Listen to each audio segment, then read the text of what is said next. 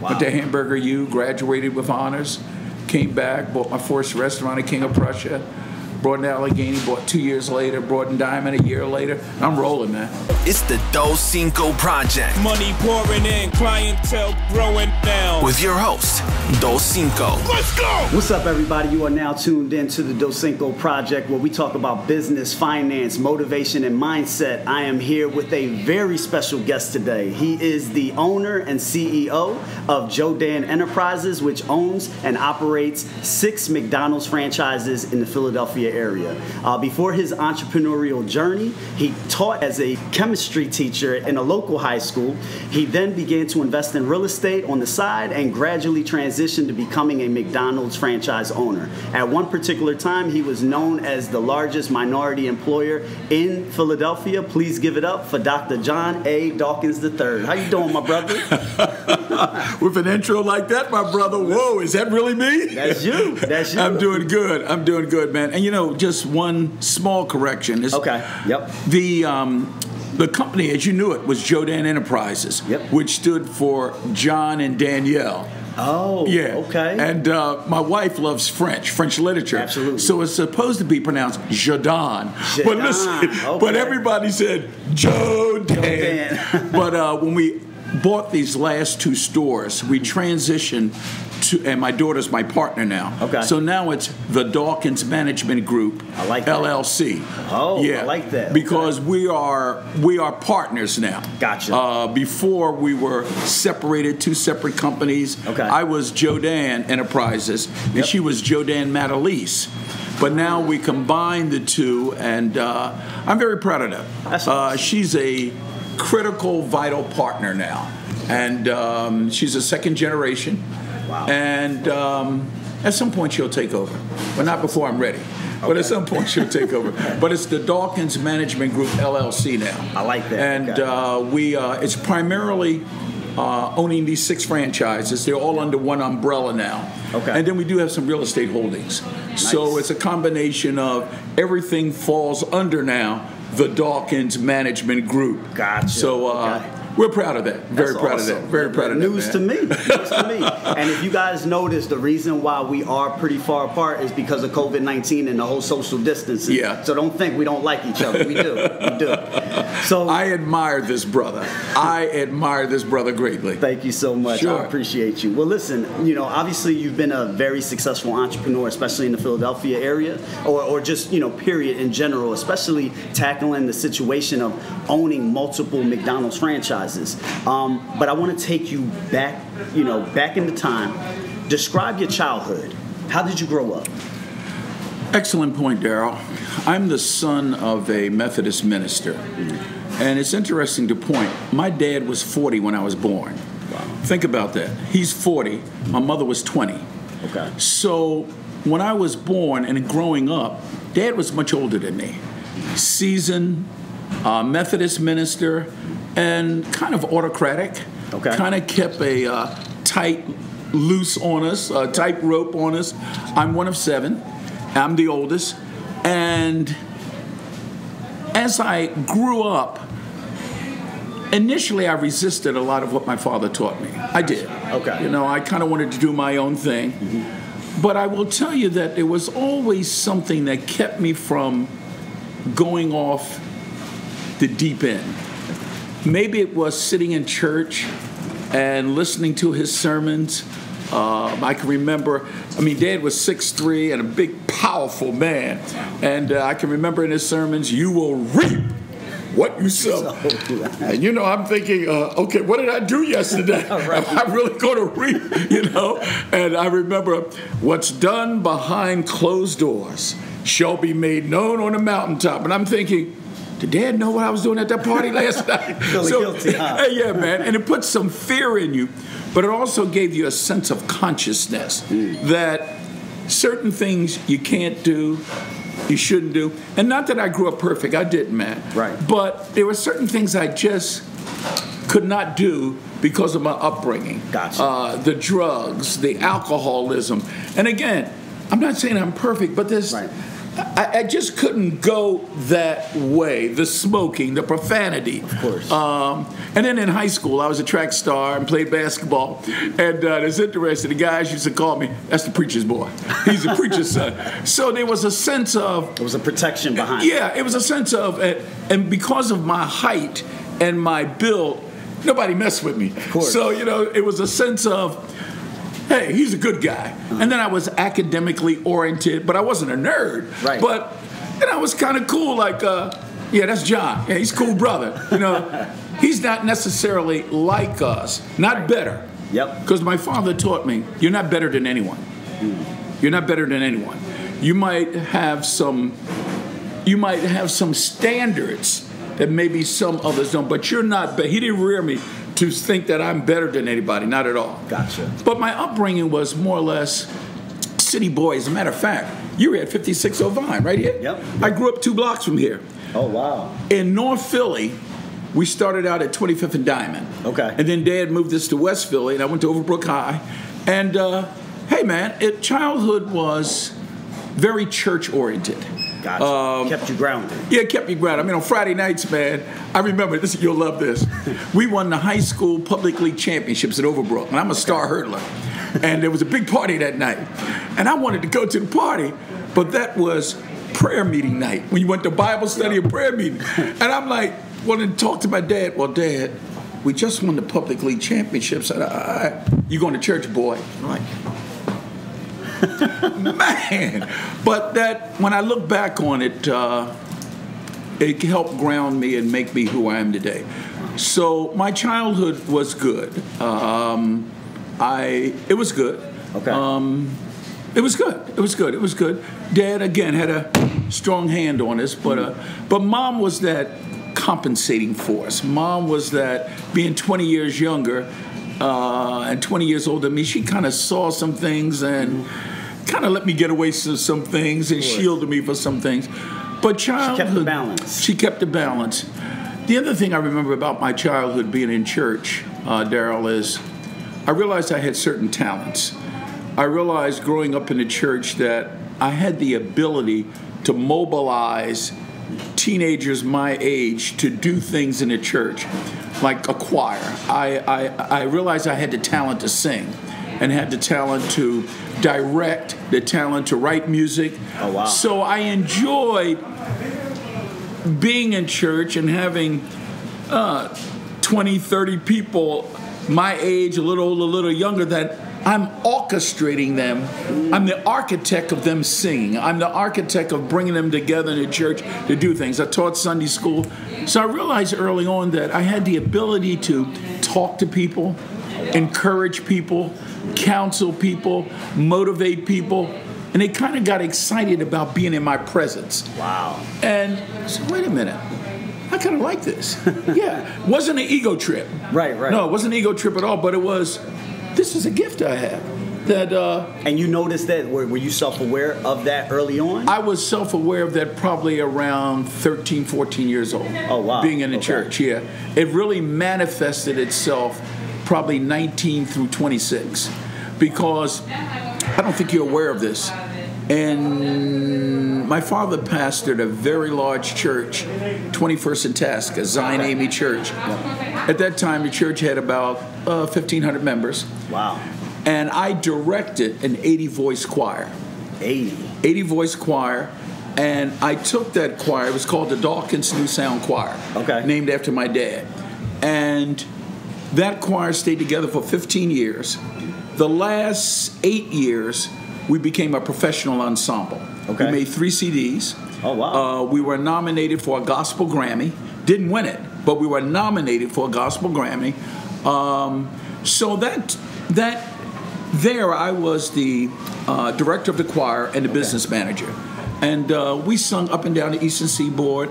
We packed the Academy of Music 3 times with the Hawkins singers, who are well known. It was Hawkins and Dawkins. So childhood was good. Academically, I was a B student. I wasn't a super student in school. I was a B student. I realized that my inclinations was science and math. Gotcha. Poetry, history, But science and math, yeah, I just kind of lean towards those areas. Wow. So not only did we have a Grammy-nominated singer, but you were doing it all. It's interesting. I wasn't sure what I was doing. In other words, I was realizing the gifts that I had.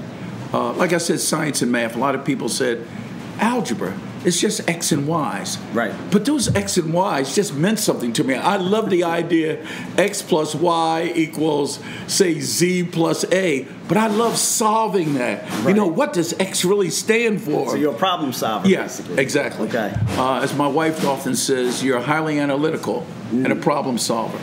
And when I taught AP chemistry in high school at Lower Merion, I enjoyed that. Here's what I enjoyed.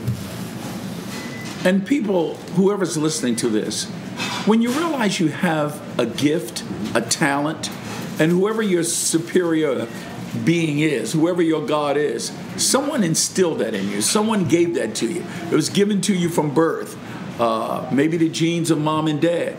But the real blessing is to realize it and then use it and manifest it to help others. And what I enjoyed about teaching AP chemistry in Lower Merion, kids who took advanced placement chemistry were the very intelligent kids. Those who were science-oriented, wanted to be doctors, lawyers, engineers, what have you. Yep.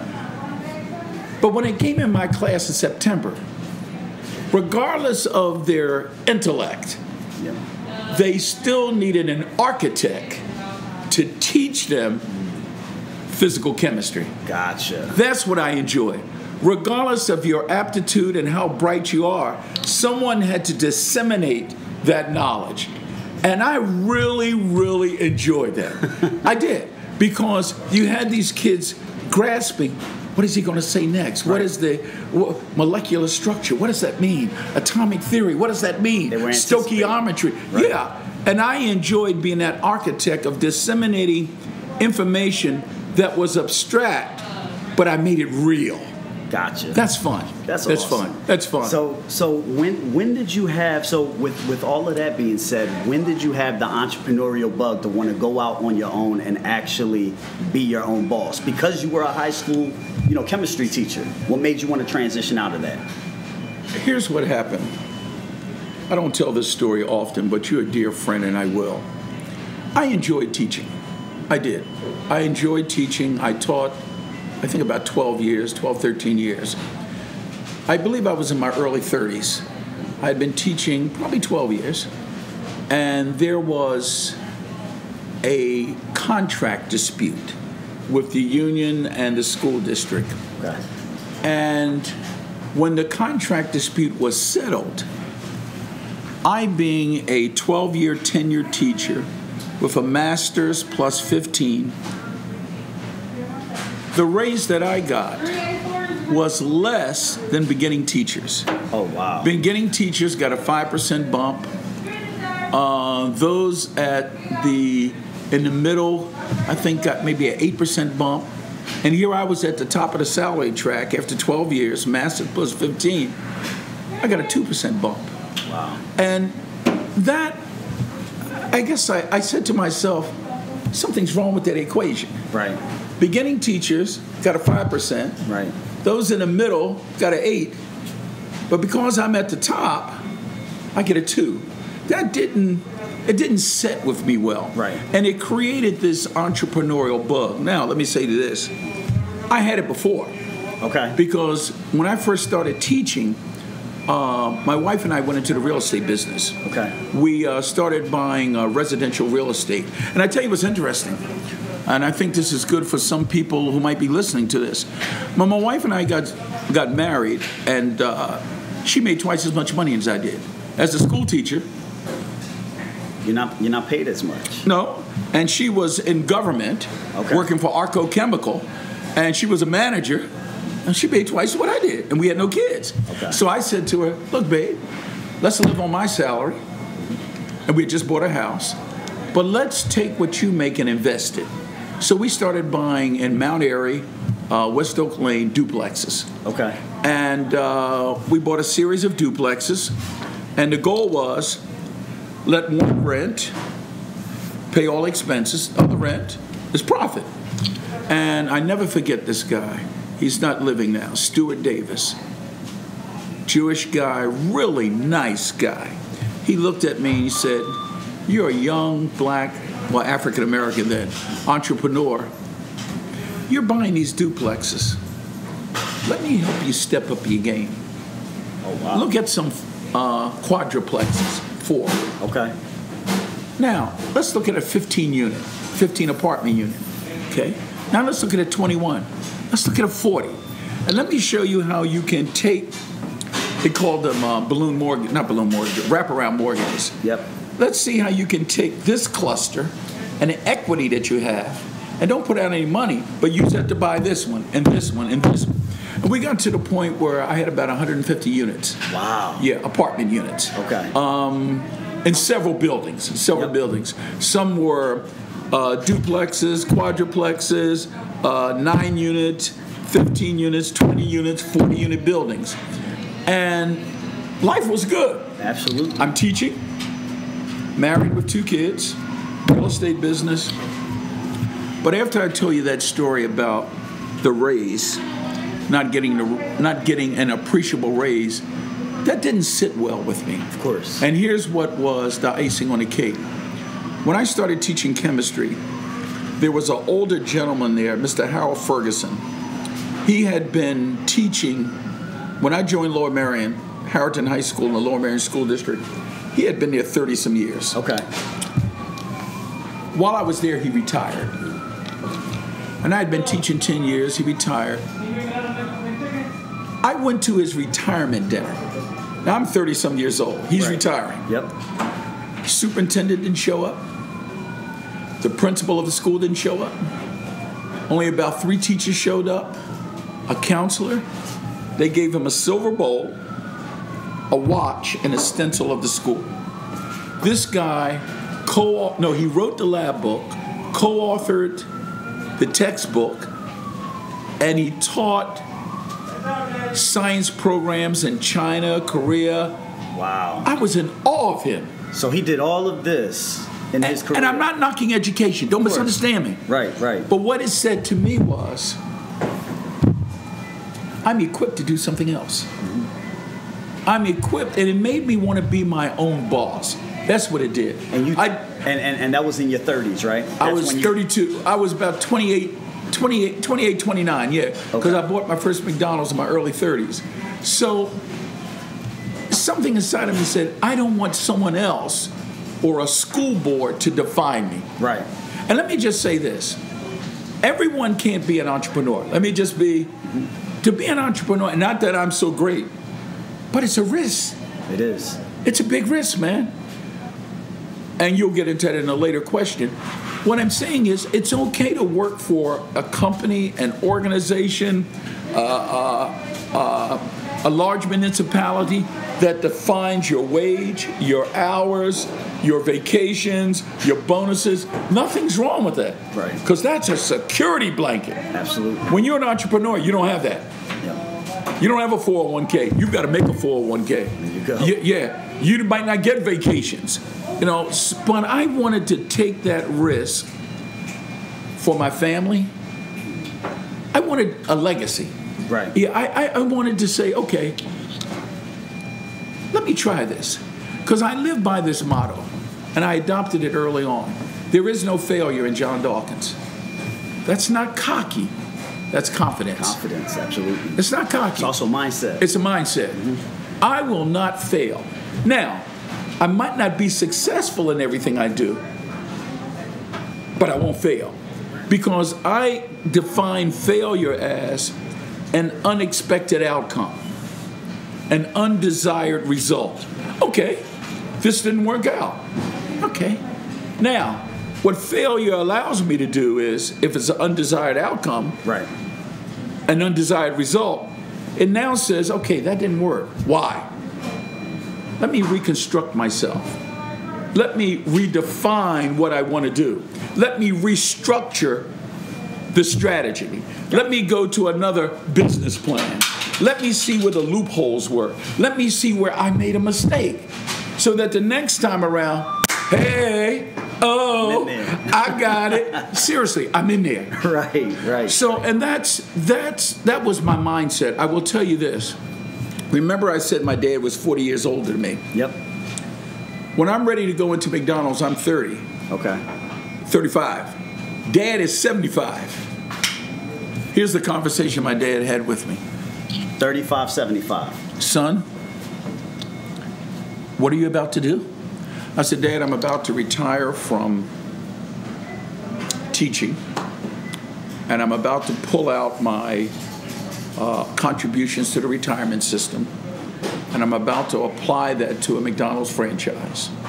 I'm going to sell some of my real estate because of the downstroke, and I'm going to buy a McDonald's franchise. I've qualified, I've been accepted, and I'm going to become an entrepreneur. You hit the nail on the head. 35, 75. Right. 75, coming through the South, discrimination, Jim Crow, the real early civil rights movement. Wow. He's being a minister. He's seeing segregation, having lived through it. His grandmother was a slave, a freed slave. So he's saying to me, you gonna do what? And I never forget this conversation. He said, he affectionately called me boy. I mean, just affectionately, coming from the South. I'm John Dawkins III, he's John Dawkins Jr. But my nickname is Butch, but he affectionately would say, now boy, you gonna do what? And I told him, he said, what are you doing now? I said, Dad, I'm at home. I'm sitting here about to eat dinner. Stop what you're doing and come over to my house. And he lived 5 minutes away. I said, Dad, I'll see you tomorrow. I said, come over now, boy.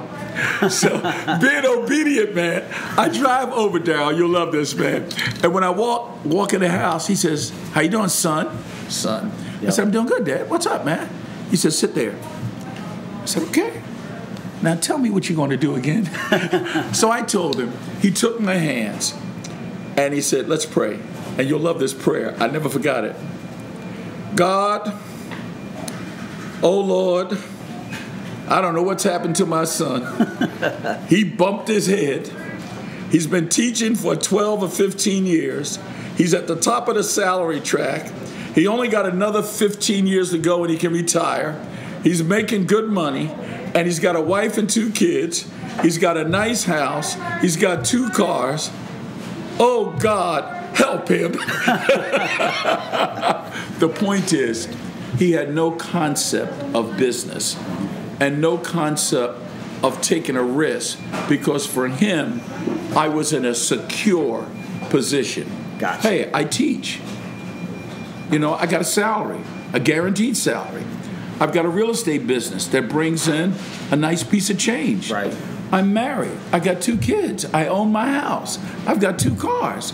Son, you're 35 years old. You have it all. Son, from his perspective. From his perspective. That's it. That's it. Yeah. And I will tell you this. When I bought my first restaurant in King of Prussia, he was my biggest supporter. Oh, wow. Dad would drive out to King of Prussia. You'll love this. The customer base was all Caucasian. Yep. He would drive out there, and he would sit in the lobby. You'd have these Caucasian men and women, seniors, sitting there. Yep. And in those days, although I was the owner, I was the manager. I ran the store. Yep. I'm in my polyester McDonald's uniform. And Dad would sit there and say, that's my boy. That's my boy. He owns this. He was proud of you. Oh, huh? proud, man. And then, you know, the customers were saying, you own this? Aren't you the manager? I said, sir, yes, I own it, but yes, I'm managing. Can I help you? My dad, he's so proud. Now, boy, you see all these folks sitting out here? About 20 of them, Daryl. I told them you're the owner here. And I told them you give them whatever they want. So, Daryl, I'm saying, Dad, I'm in business to make money. Exactly, not to give it away. You know, Dad, I don't mind treating them to coffee. Right. I can do that every day. Right. But, Dad, a big breakfast every day for 20 people? It was fun, but he was proud. Gotcha. He was very proud. And he became a great supporter, man. Really great supporter. He didn't see the vision in the beginning, but once he saw it in fruition, that's when he automatically... Yes, and he became very proud. At this point, after 5 or 6 years, Dad was 80. Wow. And like I said, he was 40. When I hit 38, 39, Dad was 79 years old, man. Wow. You know, so, and he passed at 87. So he became very, very proud. And he lived long enough to see us own multiple locations. That's awesome. Yeah, so, and he became very proud. Very That's proud awesome. indeed. You'll love this story. I was on the Ronald McDonald's house board, Ronald McDonald's Charities. Yep. And back in those days, the Charities would give local churches vans for to transport their parishioners, what have you. They would donate them to local churches. So my father got whim of that, and he says to me, boy, I want you to come to the preachers meeting, Methodist preachers meeting. Yep. And I said, Dad, okay, I'll accompany you. Dad gets up. There must be 500 ministers there. He says, now this is my boy. My boy owns, listen to this, at the time I owned 5. My boy owns every McDonald's in Philadelphia. 10, 20, 30, 40 McDonald's. He owns them all. And my boy was able to get this church a van. So how many of y'all want vans? I'm like, Dad, hold it. Hold it. But he was proud. He was proud. Awesome. He was very proud. That's excellent. And it gives me great joy telling that story. He was great proud. And just know that when your father passed away, he knew that he left you on this earth in good hands. You know, it's interesting. I think if there was a disappointment that he had, that I didn't accept my calling to become a minister Gotcha. while he was alive. Gotcha. I was very oriented probably the first 15 years of my 33 years being at McDonald's of running a business. Gotcha. Very corporate oriented, community oriented, people oriented. Like you said, the Philadelphia Inquirer, we were the largest employers at one time of African Americans in the city of Philadelphia by a private business. Wow. We grew to 17 stores, not owning all at one time, Yep. but I have a motto: you don't fall in love with bricks and mortar. Right. You make business decisions. So we did that. But then something hit me, Darryl. Something my father said to me, and it hit me after he passed. He said, son, you're successful. And do you realize your success is a function of the Supreme Being? Son, you're gifted. You have talents that he's given you. Right. Talents of aptitude, talents of attitude, talents of academics. Yep. You have gifts, son. But I want you to remember something.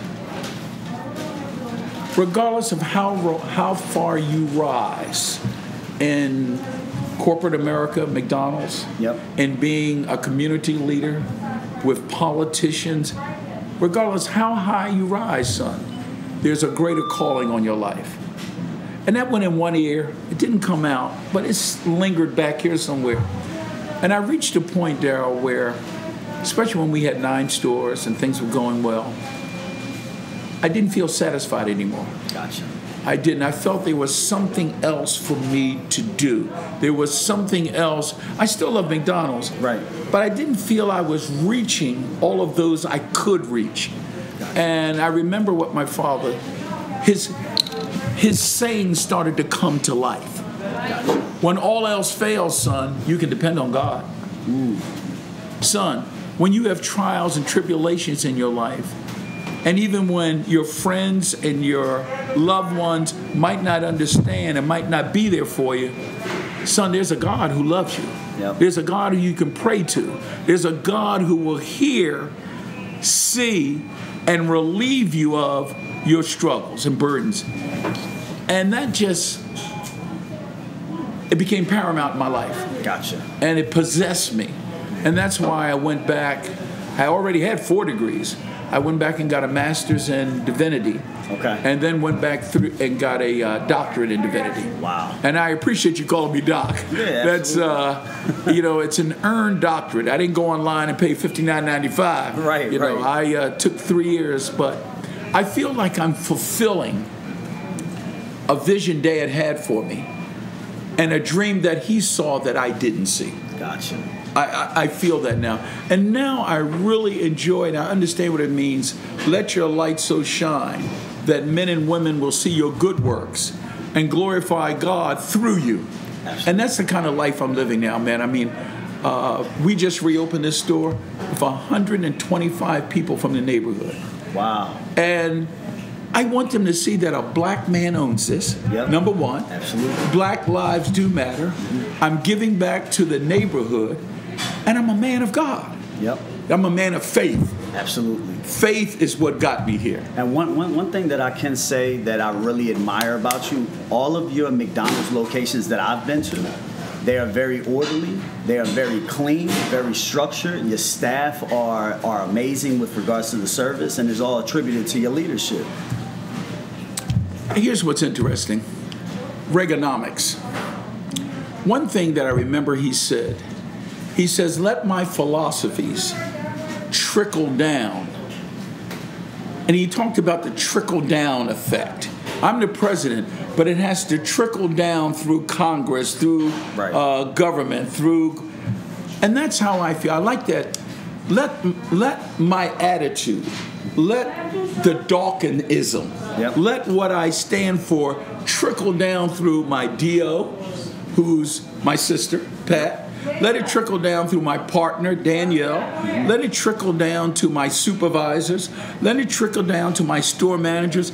Let what I stand for and believe in have a prominent effect on their psyche as they run my business. Wow. That's what I believe in. Wow. I believe that I have to touch in some way all 500 employees in some way. And if I don't touch them directly, I've touched the people above them, their store manager, the supervisors, and that theme, those thoughts, that mindset is just trickling on down. Create a culture. Create a culture. You're to nail it in. And you're to nail on the head. Absolutely. Create a culture. Yep. Yeah. Absolutely. You're good? The camera's not turning on. All right, that's fine, buddy. We'll just run it on the other. Yep. All right, so with, obviously you've been very successful with regards to, opening these franchises. Talk about your experience trying to get in through the door of the McDonald's organization. That's an excellent point. And you know something? I'm glad you asked that, because I hope this little vignette, this little story will help. When I applied to McDonald's Corporation to become a franchise owner, I got rejected. I was told in a nice way, no. And it was through a letter that they sent that basically said, we don't have an opportunity for you, Mr. Dawkins. Wow. At the same time, I applied to Burger King, I applied to Wendy's and Kentucky Fried. Wendy's is basically, at that time, corporate owned. So no opportunities there. Burger King said, sure. You can go through our program and have a training program. You can have a franchise in 90 days. Kentucky Fried, I think, was 45 days. And my wife said to me, okay, John, McDonald's said no. There's not an opportunity for Wendy's. But if you really want to pursue this, Burger King wants you. Yep. And so does Kentucky Fried. And here's what I said to my wife. And said to other people. Here's the issue I have. I have two. McDonald's is number one U.S.-wide and worldwide in marketing, franchising, number of restaurants. I'm a number one kind of guy. There you go. I want to be with the number one company. Right. The second thing was, and I hope this helps somebody, I have a problem accepting no when I feel the no is not rational. Gotcha. Or the no is not fact-based. Here's what I mean by that. McDonald's told me no, but I met all 5 of their requirements that they sent me. When they sent me the circular, I read it. They said they want someone who's married. Check. Yep. They want someone who's owned or operated a business. Check. They want someone who's vital in their community. Check. In my dad's church, choirs and what have you in the community. Yep. They wanted someone who has a college degree. I had 3 degrees at the time. Wow. Check. And then they wanted someone who had a downstroke of at least $150,000. Sell my real estate. Check. Yep. So my point, Darryl, was if I meet all 5 requirements, why are you sending me this letter that says we don't have an opportunity for you. See, I believe in challenging a no with facts. Right. Challenging a no with rationality. Challenging a no professionally. Not with an attitude. Exactly. But professionally. And I love to tell this story. I called the lady who was the franchise administrator that was on the letter. Okay. I'll never forget her, Marion Williams. I said, Miss Williams, my name is John Dawkins, and I received a letter from you that said there isn't a franchise opportunity for me. And I was just wondering why, because based upon your circular, I meet all 5 requirements. She said, Mr. Dawkins, let me help you understand something. So I'm all ears, man. Mr. Dawkins, 25,000 people a year apply for McDonald's franchise. Wow. Just back in 1989. 25,000? 25,000 across the U.S. of A. And of that 25,000, Mr. Dawkins, 23,000 get a letter just like you got. So only 2,000 get an interview, Mr. Dawkins. And of that 2,000 that get an interview, only about 90 get accepted in the 2-year training program. And of that 90, maybe 75 will finish it. And Mr. Dawkins, then they have to relocate. You're not going to get a McDonald's in your own backyard. So you see, Mr. Dawkins, and this stuck in my ear, your chances aren't good. Wow. Have a good day, Mr. Dawkins. Click. Wow. Here's how I interpreted that. Yep. My interpretation was, okay, 2,000 got an interview. How do I make myself, how do I get an interview? Right. Because I'm confident that I can sell myself. I'm confident, man. Absolutely. And it wasn't being cocky. I'm confident, but I got to get an interview. I went to a friend. I didn't know him, but my wife knew his wife. So I went to him. He was a McDonald's owner. Oh, okay. I said, hey, man, he's no longer in the system now. But I said, hey, man, I want to be a McDonald's owner. Would you recommend me? No, John. Flat out just said no? Flat out. He says, look, man, I'm in. There aren't many opportunities for African Americans, which is true. Yep. And I don't want to be competing with you. Wow. I'm not going to recommend you. I was hurt, man. But still in the back of my mind, how do I get an interview? Right.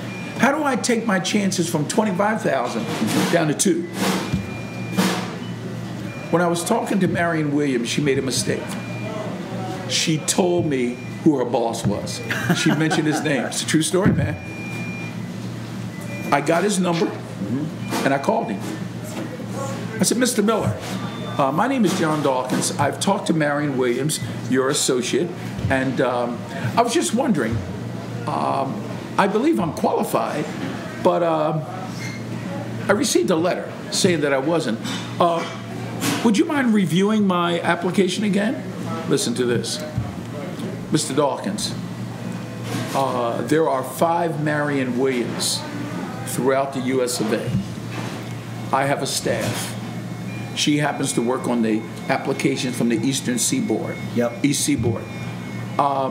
If she says you're not qualified or we don't have an opportunity for you, Mr. Dawkins, I'm sorry, there's something else I can do. Have a good day, Mr. Dawkins. Wow. That was when I became dejected.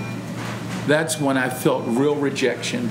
And I felt, Daryl, that, wow, I hit a brick wall. 3 types of rejections, if you want to look at that. Yeah, I hit a brick wall, man. And about 3 weeks went by. I told my father that story. Listen to what he told me.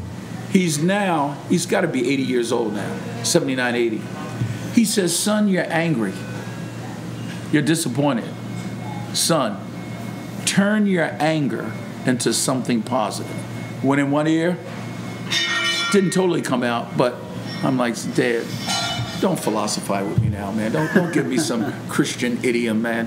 Right. Dad, you know. Dad, I don't want to hear that right now. I want to be in my anger. Yeah, right man. Now. You're right, man. You're right, man. Mm-hmm. I said, I don't want to hear that. I said, Dad, okay. And I didn't say all that to him. I said, okay, Dad, okay. 3 weeks later, man, it hit me. Turn your anger into something positive. Turn your anger into something positive. all of a sudden, I show you, and this is only God working. I'm angry now, but what do I do? I'll never forget this. It was on a Saturday night in November. The phone rings, and my father-in-law was quite ill. And father-in-law was quite ill. And the phone rings around 10 o'clock, and I hear my wife coming down the stairs. I'm saying, oh, God, don't tell me he passed. My wife says, that man you spoke to 3 weeks ago is on the phone. I said, what man? That Mr. Miller. He says to me, Mr. Dawkins, your application just happened to come across my desk. Oh, wow. Think about that. It just happened. Just happened, huh? No. Because I persisted. Yep. It might have taken him 3 weeks, but he asked somebody to bring me John Dawkins' application booklet. Wow. Then he calls me on a Saturday night, man. Did he have it in his briefcase? He was traveling? I don't know, man. Right. And he has the nerve to say to me, do you still want to become a McDonald's owner?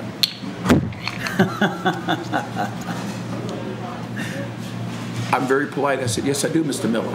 He says, your application came across my desk and you are qualified. Wow. I want you to know that I'm going to accept you in the program. And you'll hear from me in a few days where to start. And my point in telling that story is a little protracted, but it goes back to what I call my 3 P's of success. Yep. Preparation. I was prepared. Yep. A letter said no, but I knew I was prepared. Right. A letter said no based on some criteria, but no, I'm qualified. Exactly. I persisted. And I didn't persist in arrogance, man. I persisted because I believe in myself. And that's the other thing is, I love my wife, but Barbara said, John, go with one of the other franchises. Right. No, man. McDonald's is number one. Exactly. I'm a number one brother. Seriously, man. I mean, you got to believe in yourself. You do. You know, you got to believe in yourself. Like your sons, they got to believe in themselves. I realized I had some talents. I realized that if I own this restaurant, a McDonald's franchise, I can get people to work for me. I can get them excited about working for me. Right. They can get happy about working for me. I can make them feel good about selling hamburgers. Yep. I knew I had that quality. So that's the short of it, man. Mr. Miller provided an opportunity, and I trained. You're supposed to train for 2 years. I trained for about 1.5 years because I went through the schooling real fast. It's supposed to take 2 years to get through. I went through it in about 1 year and maybe 1 year, 7, 8 months, man. Wow. Went to Hamburger U, graduated with honors, came back, bought my first restaurant at King of Prussia.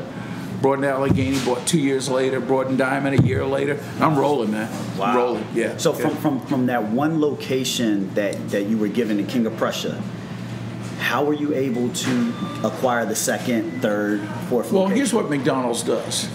Once you're in the system, once you're an approved operator, and you're in the system, meaning that you're a franchise owner, then McDonald's looks at how you run your restaurants, how viable, visible, and vital you are to your community. How do you get involved in the community? And then they'll come to you and say, like what you're doing here, we have an opportunity for you here, or an opportunity here. And I've turned down a lot of opportunities because I said earlier, you don't fall in love with bricks and mortar. Right. You've got to have a sense that the business is viable in that community. I use this phrase, everything's not golden under the golden arches. Some restaurants struggle for various reasons. This one struggled greatly before we bought it.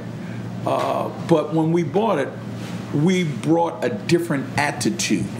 And we brought a different excitement.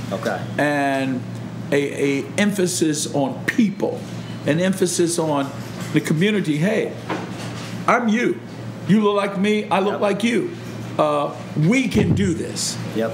And the other thing is, I think that's made us successful. I believe this, Darryl. When someone goes into business and their main theme is, I'm going in business, make me some money. Yeah, man, I'm going to make me some money. I'm going to get rich, make me some money. I think failure is written all around that statement. Gotcha. You go in business to provide a service. Yep. You go in business to motivate people. You go in business to produce a product. You go in business to make people feel good about that product or service and use you. Okay. If you do that, then profitability is the residual of running a good business. Gotcha. Like, for example, when I come in my stores, I don't come in the stores saying, well, let me see the sales hours. No. I come in, hey, how you doing today? How's everybody? How's staffing today? Okay, we got a drive-through team. We got a make delivery team. We got a grill team. Okay. How are you feeling today? Manager, how you feeling? Things going pretty good today? You got a maintenance guy? If those things are in place, yep, and we're taking care of the customer and running the business, then profitability will be there. Gotcha. Yeah, that's my attitude. Gotcha. Yeah, if you concentrate so much on money, you don't concentrate on what it takes to bring about that money. Also, I noticed within what you just stated, you make sure that the staff are well taken care of as well. Oh, by all means. You got to take care of your people. This is a people-driven business. Gotcha. If you don't take care of your people, you'll have no customers. You got to take care of your people, man. Absolutely. And that's not just totally money-wise. No. Taking care of your people is providing an atmosphere, providing an environment where they feel good about, I like coming here. Absolutely. I like Mr. John. Oh, yeah, I like Ray, the supervisor. Oh, yeah, I like working here. Yeah, this is cool. Yeah, we have fun here. Yeah. You know what? This might be McDonald's, but every week Mr. John buys us pizzas. Or Mr. John brings us soft pretzels. You know what? Mr. John helped me with my chemistry. I was in a problem with chemistry in high school, and I found out he was a chemistry teacher. He sat down and tutored me for nothing. Wow. It's that kind of giving back. Right. Yeah. Wow, that's awesome. Now, with regards to, okay, so I know you mentioned when you first acquired your first location, the criteria was, as far as liquidity, was it $150,000? Yeah, and that's going 30 years ago. So that's 30 years ago. What is it today? If I wanted to, say for instance, I wanted to acquire a McDonald's location. Let me put it to you this way. If I got into McDonald's today, I couldn't afford it. Gotcha. It's amazing how the economics has escalated greatly. I'm glad I'm in now. Trust me. Yep. I'm glad I'm in. I mean, it's just escalated markedly. It really has. Right. It's escalated markedly. It's. I don't want to put a number out there, but I'll tell you. Yeah, absolutely. It is, for what I started with, it's 10 times that and more. Wow. Yeah. Okay. It's a very expensive franchise now. Now let's talk about your daughter. Sure. Right? So this is obviously next generation of Dawkins. Sure. Your daughter has a few locations as well. She has 3 now. Yeah, what made her want to follow in your footsteps and join the family business? Okay, you want to hear this story? Well, I'm full of stories today. My daughter, when I bought my first store in King of Prussia, she was 5. My son was 10. Okay. I bought the store on a Thursday, and I bought it from the company. It was a company-owned store. I did not know the crew, the managers. I didn't know anyone. I bought the store, and I inherited all of them. And remember, I bought it on a Thursday. This is a Saturday. Saturday at 5 o'clock, I said to the manager that I inherited, I said, it's 5 o'clock. Where's the night crew? She said, oh, they all called out. I said, well, who's going to be with me running the store at night? She says, I don't know. Wow. I'm off now. Bye. I said, wait a minute. I got on the phone. I called my wife. I said, Barb, I know you're 25 minutes away. Bring John and Danny. They got there around 6 o'clock. My daughter, I put a McDonald's shirt on her. True story, man. And I said, all you have to do is wipe the tables, pick up the trays. My son, who was 10, I said, I'm going to teach you how to make quarter pounders with cheese. True story, man. I'm going to teach you. All you do is make quarters. Right. My wife, I said, babe, I'm going to show you how to work the register. We ran that store. It was the 4 of us, and I think 2 crews stayed with me. And that experience gave her ketchup in her veins. Wow. She loved it, man. She had ketchup in her veins. So you already instilled it in her at 5 years old. 5 years old, man. And then all the way through college, all the way through high school, she worked on the weekends. Okay. And then through college, she would come home every summer and be a manager, a shift manager. Yep. So she got ketchup in her veins. But here's the real story. She went to University of North Carolina State, got a degree in international business. She spent 2 months in Provence, France. When she finished that internship, she did so well, they hired her and said, look, we'll pay you big salary. We'll pay you this. We'll put you in a condo. We'll pay expenses for you to go back to the States once a quarter. Okay. And here's your bonus. And when she came home and told us this, I said, great. Danny, you could be living, and it's about 2 hours from Paris. I said, man, I'm so happy for you. I never forget what she said. Dad, I'm not going to take the job. I said, what? She says, I want to work for you and Mom. Wow.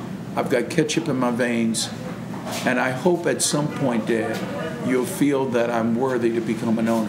I don't know if you realize this, but your story parallels with her story when you first went into getting that first McDonald's location.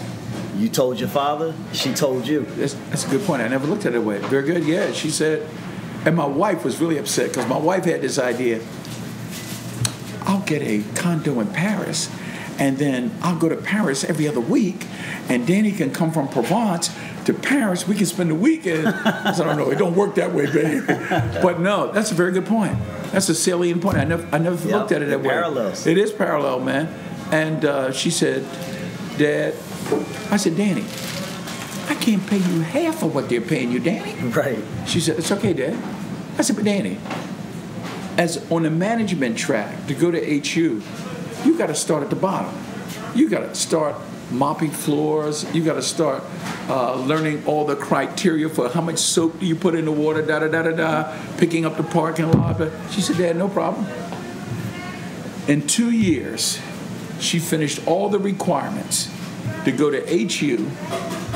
After she graduated number 1 in her class, out of 300 students worldwide, international, she came back, became a store manager. The next year, promoted her to a supervisor. The next year, she got her a restaurant. She was the youngest female African American to get a franchise at 28. Wow. Yeah, man. Wow. I'm so proud of her, man. That's so proud awesome. of her, man. And now she's, 36. So she's 38. She's been an operator 10 years now. And she owns 3 locations. Temple University, the main campus, and that's a brand new store. She just did it over. And then Broad and Allegheny on the professional campus by the dental school, the hospital, and she owns a store on the Deliverance shopping mall at 22nd and Lehigh. Okay. I own this one, Haddington Plaza. Yep. I own in the Lowe's Shopping Center, ShopRite, 52nd and Jefferson, and 31st and Allegheny, across from AutoZone and Pep Boys. Wow. Yeah. Amazing. So we're down to 6. I don't look at it down to 6. We have 6 stores, 3 each, and I believe it's not quantity of stores. It's the quality. Yeah. So we have 3 well-run restaurants now. My sister is the DO. She's been with me 33 years. DO is Director of Operations? Director of Operations. Gotcha. We have 2 outstanding senior supervisors. Outstanding. You met Ray. Yep. I did. And the other one's Clarence. Okay. I mean, just outstanding. Just outstanding. Our 6 store managers are just quality people. Okay. So, and that's part of that trickle down. I have a philosophy. I have a modus operandi. I have a way that this management team has to run, and they all buy into it. And what's beautiful about it is, Daryl, I'm a baby boomer. My daughter's a millennial. And there's times we clash. Of course. There's times we clash. But what I love about it is we always resolve the clash. Gotcha. Most times she wins. Because she has not a vision that I don't have, but it's contextualized. Okay. The context of her vision, especially with your age and younger. Right. I see it, but she makes it a little more relevant. Gotcha. And some of the things you have to do now. For example, at Broad and Diamond, I was totally against this. When she redid that store over in January, when she reopened, she brought in a hip-hop DJ on Saturday nights in the lobby. Oh, man, playing, jamming, man. Oh, you think I'm kidding, man? Club McDonald's. They call it Club Mickey D's. Club Mickey D's. Club Mickey D's. This is before Corona hit, COVID hit. Yep. But, man, on a Saturday night, man, the college students would come in, and, he's jamming. He's jamming, man. And, he's jamming. And they walk in, man, and they're like, oh, yeah? They be partying in the lobby, man. That's buying their food. And then the neighborhood would come in, and there was no problem. And they would stay 15, 20 minutes. Then they roll out, man. It was like a good dining experience. Absolutely. With this ambiance of music, man. And when she told me about it, I said, Danny, that might create some problems, some friction. You got to have a security guard. Danny, do you really want to do that? She says, Dad, I'm going to do it. It got to the point, man, every Saturday night, her sales went through the roof, man. Because people, and it was no problem. Right. She had to have 2 security guards. Of course. But there was no problem, man.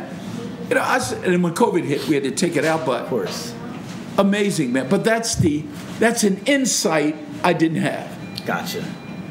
Had I done it, it would have been rhythm and blues, jazz. Exactly. But she's appealing to that tempo, new generation, man. Mm-hmm. And that's why she wins most of the time. Gotcha. She's very innovative. Okay. Very innovative, man. Wow. Yeah. What are some productive habits that you've acquired over the years to make yourself very efficient as well as successful?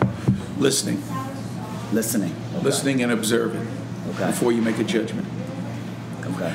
I'm a type A personality. I make decisions.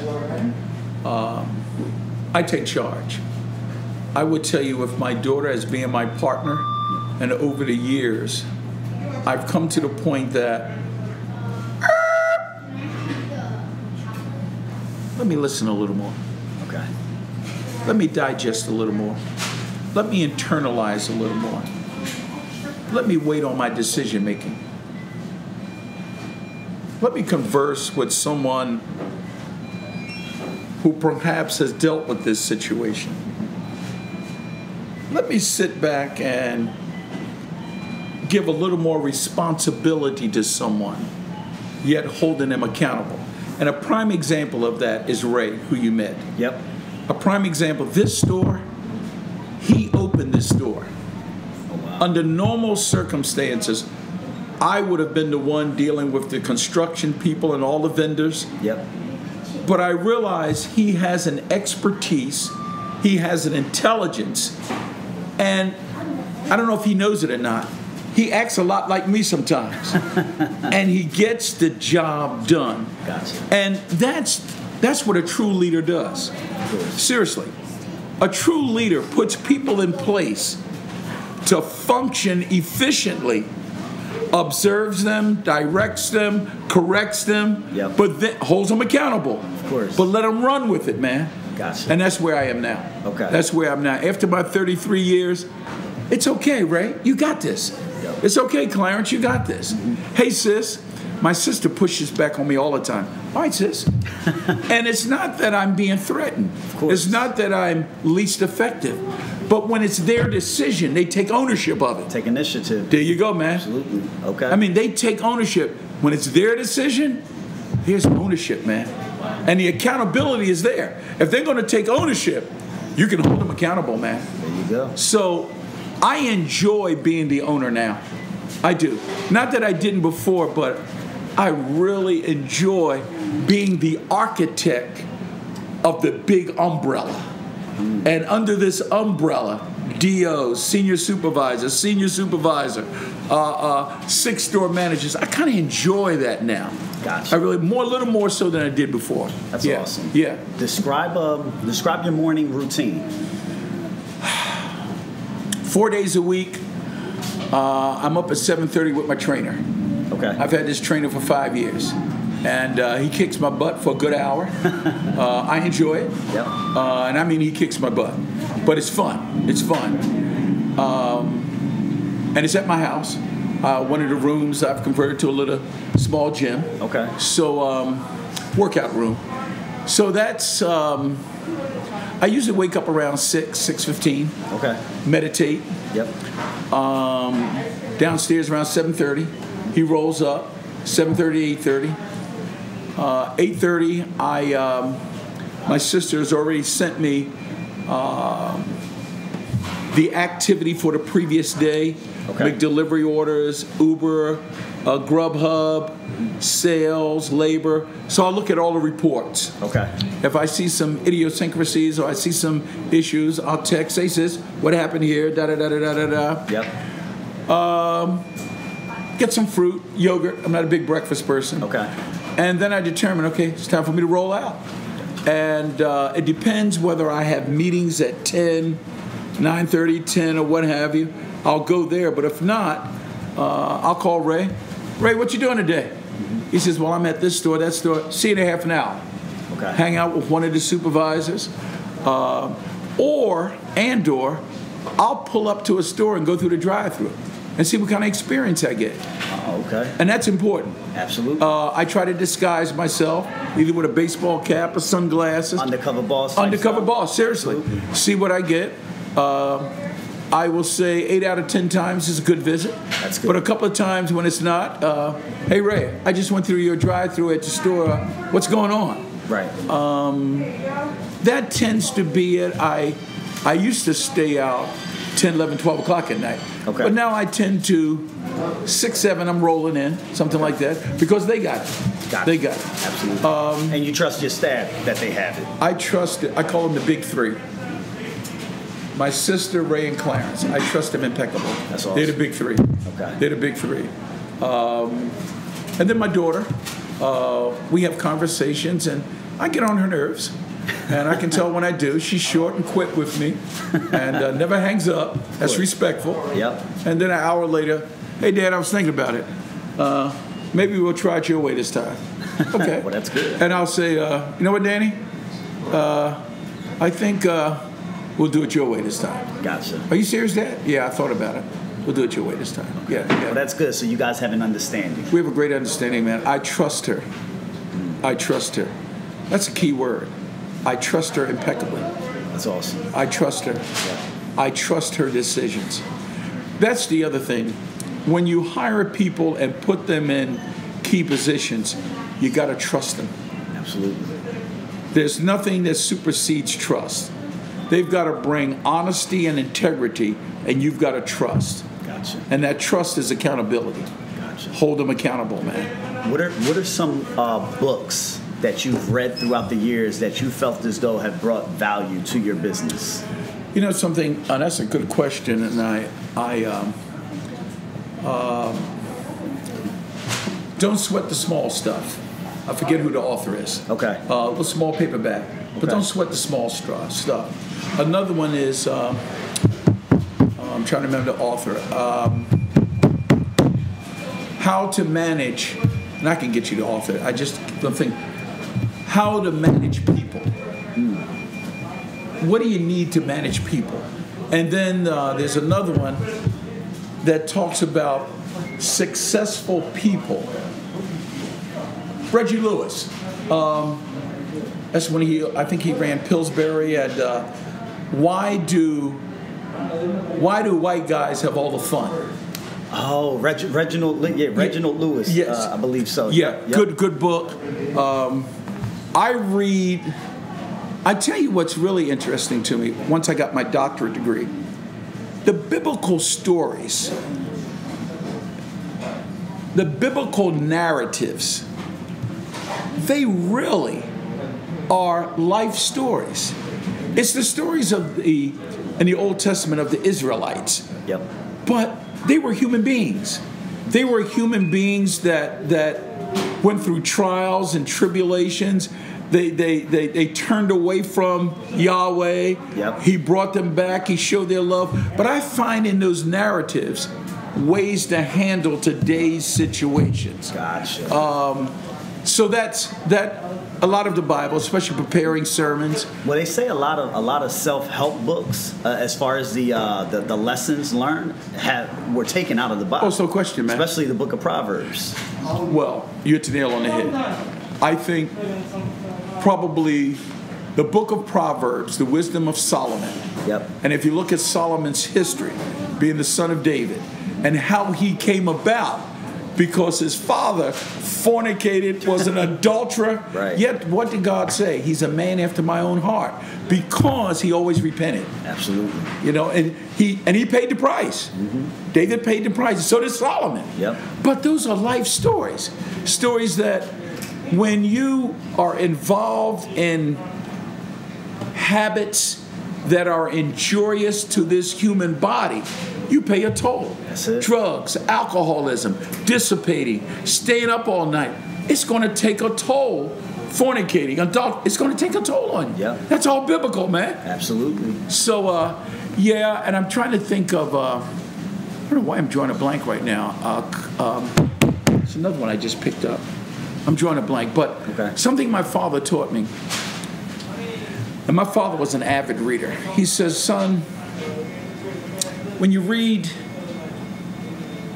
everything, you want to read poetry, you want to read by this author, that author, that author. The greatest book you can read is the Bible. Because everything that you will face in life is found somewhere in the Bible. There you go. Hurricanes. The hurricanes, the wildfires, those type of catastrophes, they're all in the Bible, man. Yes, they are. Plagues, they're all in the Bible. Yep. And when you get an understanding, it's biblical 2,000, 3,000, 4,000 years ago, yet it's occurring right now, which kind of makes you feel there's a God somewhere that allowed it to happen back then, and it's occurring now. Not trying to preach a sermon, but it's related. It's related. It is. Absolutely. Yeah. And the thing is, these books have built your foundation to the way you operate just as a human being and also as a business leader. Something I admire about my wife, and I don't do. She gets the New York Times every day. She reads it from the New York Times and the date to the last word on the last page. Oh, wow. Religiously. Okay. And here's my point in telling you that. And I thank God she's in my life. She'll say, John, I think you need to read this. John, I think you need to read this. John, here's a business article. She knows I love track and field. Right. John, here's an article on Burrell, who ran with Carl Lewis and his son. I said, yeah, I've been following his son. But did you know that the wife was a track star too? And she'll pull articles out. And I have a place in my house where I have a stack this high.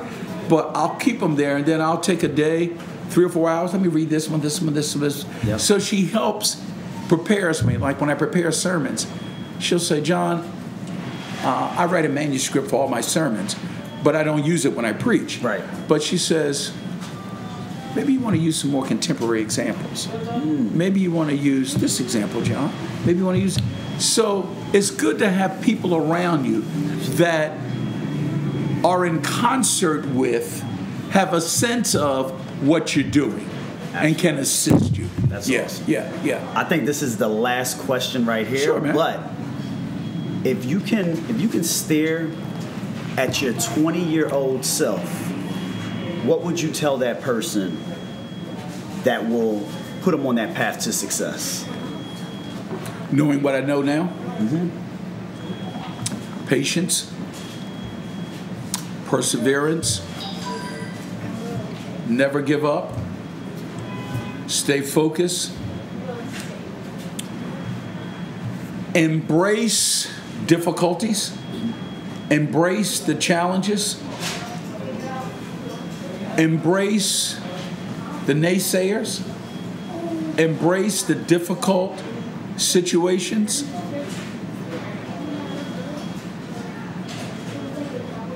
Always have an attitude to learn. Keep reaching. Stay green. You're growing. I like this. Never feel you've arrived, but always be arriving. I like that. Never have a sense that I've arrived. I'm there. I'm it. That's what David did. Yep. No. I always want to be arriving, striving, encouraging, approaching. Right. I live by INGs, not EDs. EDs is the past. ING is the verb going forward. Gotcha. I'm moving. Yep. I'm striving. I'm learning. I'm doing. I'm getting. I haven't arrived. Right. You know, I'm directing. You know, I don't live in the ED. But I want my life to always be in the ING. Gotcha. I appreciate that. Thank Love you you, so man. much. Dr. Dawkins, I love you too, brother. Love I appreciate you. Love Let me you. tell you, it's a wrap, you guys. He's an extraordinary individual, someone that I've looked up to for years on end, which is the reason why I harass him all the time. I love you, man. I love you too. I really appreciate him so much. Again, you have been a breath of fresh air for me. Thank you, and man. You're somebody that has really inspired me, and I hope that you can inspire so many others as well. Love you, man. I love you too. Take care. Take care.